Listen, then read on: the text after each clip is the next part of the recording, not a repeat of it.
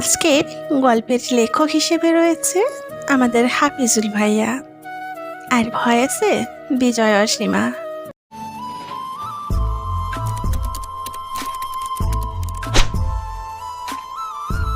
সেদিন বিকেলে পার্কে বসে আছে দুজন। নীরব একটা বাদামের প্যাকেট নিয়ে খোসা ছাড়াচ্ছে। তুমি সবসময় নিজের পছন্দ মতো কাজ করো কেন? আমি বলেছিলাম না ঝাল বাদাম না কিনে মিষ্টি পপকর্ন কিনতে? আরে বাবা, পপকর্ন খেলে তোমার দাঁতে আটকে যায়, তাই বলেই তো গত সপ্তাহে কান্নাকাটি করলে। আমি কান্নাকাটি করেছি? আমি জাস্ট বলেছি একটু অসুবিধে হয়। তুমি কি আমাকে এখন কান্নাকাটি করা মেয়ে বলতে চাইছো? তোমার সাথে কথাই বলাই বৃথা। নীলাঞ্জনা মুখ ঘুরিয়ে বসে থাকলো। নীরব জানে এই নীরবতা মানেই ঝড়ের আগে নিস্তব্ধতা। পার্থক্য ঘোচাতে নীরব একটা রিক্সা নিল। ভেবেছিলাম রিক্সায় একটু রোমান্টিক আবহাওয়া তৈরি হবে, কিন্তু বিধিবাম। মামা, একটু জোরে চলেন তো। কেন জোরে কেন? তুমি কি আমাকে তাড়াতাড়ি বিদায় করার জন্য অস্থির হয়ে গেছো? আমি জানি তোমার বন্ধুদের সাথে আড্ডা দেওয়ার খুব তাড়া। আরে না, রোদ লাগছে তো তোমার, তাই বললাম। রোদ লাগলে আমি ছাতা ধরতাম। তুমি রিক্সাওয়ালাকে ধমকাচ্ছ কেন? তুমি দিন দিন অধৈর্য হয়ে যাচ্ছ নীরব। নীরব লম্বা একটা শ্বাস নিল। সে জানে এই পর্যায়ে যুক্তি দিয়ে জেতা মানেই পরাজয় নিশ্চিত করা। রাত 10টা, ফোন বাজছে। তুমি আমার ছবিতে রিয়াক্ট দাওনি কেন? আমি তো মাত্র অফিস থেকে ফিরলাম, ফোন হাতেই নেইনি। মিথ্যে বলো না, আমি দেখেছি তুমি 15 মিনিট আগে অনলাইনে ছিলে। তার মানে তুমি অন্য কারোর প্রোফাইল চেক করছিলে, তাই না? নীলাঞ্জনা, আমি জাস্ট নিউজ ফিড স্ক্রল করছিলাম, তোমার ছবিটা আসেনি সামনে। আসেনি নাকি আসতে দাওনি? বুঝেছি, তোমার ভালোবাসা এখন যান্ত্রিক হয়ে গেছে। ঝগড়া যখন তুঙ্গে, তখন নীরব তার তুরুপের তাস চালল। সে কোনো কথা না বলে নীলাঞ্জনার একটা ভয়েস মেসেজ পাঠালো। তাতে কোনো যুক্তি নেই, কোনো আত্মপক্ষ সমর্থন নেই, শুধু আছে একটা গান, নীলাঞ্জনার প্রিয় গান। 10 মিনিট পর একটা টেক্সট এলো। গানটা সুন্দর। কাল কিন্তু তুমি পপকর্নই কিনবে, কেমন? আর হ্যাঁ, তাড়াতাড়ি এসো কিন্তু। নীরব হাসল। সে জানে এই ঝগড়াগুলোই তাদের প্রেমের অক্সিজেন। কাল হয়তো আবার নতুন কোনো তুচ্ছ কারণে যুদ্ধ শুরু হবে, কিন্তু দিন শেষে এই নীরব আর নীলাঞ্জনার নাম দুটো একসাথেই থাকবে। নীরব আর নীলাঞ্জনার কাছে প্রেম মানেই হলো আমি তোমাকে ছাড়া বাঁচব না, কিন্তু তোমার সাথে শান্তিতে থাকবও না। নীলাঞ্জনার জন্মদিন সামনে। নীরব অনেক ভেবেচিন্তে একটা দামি নীল রঙের শাড়ি কিনে নিয়ে এলো। সে নিশ্চিত ছিল এটা দেখলে নীলাঞ্জনা অন্তত আজকের দিনটা শান্ত থাকবে। এই নাও তোমার গিফট, তোমার প্রিয় কালার।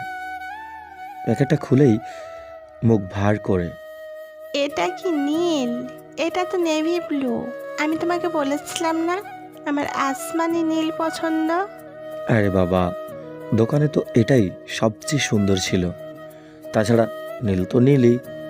নীল মানেই নীল, তাহলে লাল মানেও কি খয়েরি? তুমি কি আমার পছন্দকে একটুও গুরুত্ব দাও না, নাকি যা পেয়েছো তাই নিয়ে এসেছো দায় সারাতে? নীরব বুঝল আজকেও কপালে দুঃখ আছে। সে শান্ত স্বরে বলল, আচ্ছা ঠিক আছে, চলো বদলে নিয়ে আসি। এখন গিয়ে কি হবে? দিনের অর্ধেক তো শেষ। তুমি চাইলেই আগে থেকে ঠিকটা আনতে পারতে। তোমার আসলে কোনো প্ল্যানিং নেই ঝগড়া মেটানোর জন্য। নীরব তাকে ডিনারে নিয়ে গেল। মেনু কার্ড হাতে নিয়ে নীলাঞ্জনা 10 মিনিট ধরে ভাবছে, একটা বিরিয়ানি অর্ডার করি। বিরিয়ানি? রাতে এত রিচ খাবার কেন? আমার ডায়েটের কথা তোমার মনে নেই? ও আচ্ছা, তাহলে স্যুপ আর সালাড নাও। উফ, নীরব, জন্মদিন কি কেউ ঘাস পাতা খেয়ে সেলিব্রেট করে? তোমার চয়েস এত বাজে কেন? নীরব হাল ছেড়ে দিয়ে বলল, তুমিই বলো কি খাবে। নীলাঞ্জনা সোজা হয়ে বসলো আর বলল, আমি যেটা খাবো তুমি সেটা খাবে না জানি আমি। তুমি যা পছন্দ করো সেটাই বলো। অবশেষে নীরব যখন নিজের জন্য চিকেন চাউমিন অর্ডার করলো, নীলাঞ্জনা সেটা থেকেই আধা আধি ভাগ বসালো। কারণ অন্যের প্লেটের খাবার নাকি বেশি সুস্বাদু হয়। রেস্টুরেন্ট থেকে বের হওয়ার সময় নীলাঞ্জনা বলল তার একটা সুন্দর ছবি তুলে দিতে।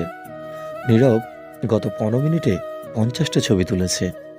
একটাও ছবি ভালো হয়নি কেন? তোমার হাত কাঁপে কেন? আমাকে ছবিতে এত মোটা লাগছে।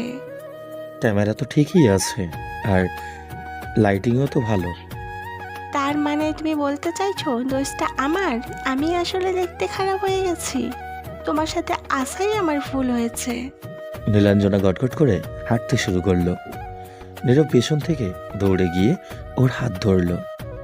শোনো শোনো, একটা ছবি একদম পরীর মতো এসেছে, এই দেখো। নীলাঞ্জনা ফোনটা কেড়ে নিয়ে দেখলো, তারপর একটু হেসে বলল, এটা ঠিক আছে, কিন্তু পরের বার থেকে লেন্সটা একটু পরিষ্কার করে নিও, বুঝেছো? বাড়ি ফেরার পথে রিকশায় নীলাঞ্জনা নীরবের কাঁধে মাথা রেখে বলল, তুমি এত ঝগড়া করো কেন বলো তো আমার সাথে? নীরব অবাক হয়ে আকাশের দিকে তাকালো। সে মনে মনে ভাবল, বললাম আমি আর দায় হলো আমার।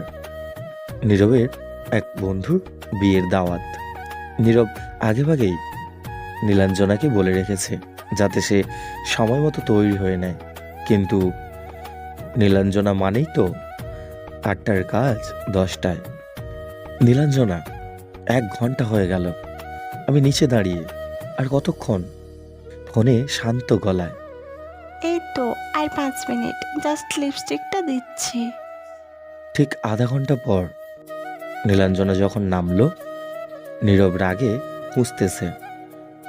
তোমার এই 5 মিনিট করতে করতে বিয়ে শেষ হয়ে বাসি বিয়ে হয়ে যাবে, একটু সময়ের দাম দিতে শেখো। আরে আমি কি নিজের জন্য সাজছি? তোমার বন্ধুরা দেখবে, তারা যাতে বলতে না পারে নীরবের পছন্দ খারাপ। তাই তো এত যত্ন করে সাজলাম। আর তুমি আমাকেই বকছো? ঠিক আছে, আমি যাবই না। বলেই নীলাঞ্জনা উল্টো হাঁটা দিল। নীরব জানে এখন রাগ দেখালে সারা রাত না খেয়ে থাকতে হবে, তাই নীরব দৌড়ে গিয়ে আটকালো। আর এমনই চলতে থাকলো তাদের দুজনার প্রেমের গল্পটা। বন্ধুরা, আমাদের গল্পটা যদি আপনার কাছে ভালো লাগে প্লিজ একটু সাবস্ক্রাইব করে দিও, সাথে বেল আইকনের অল ঘন্টিটা বাজিয়ে দিও, যাতে পরবর্তী নতুন গল্প আপনাদের কাছে পৌঁছায়। আর হ্যাঁ, লাইক কমেন্ট করতে ভুলো না যেন। ধন্যবাদ।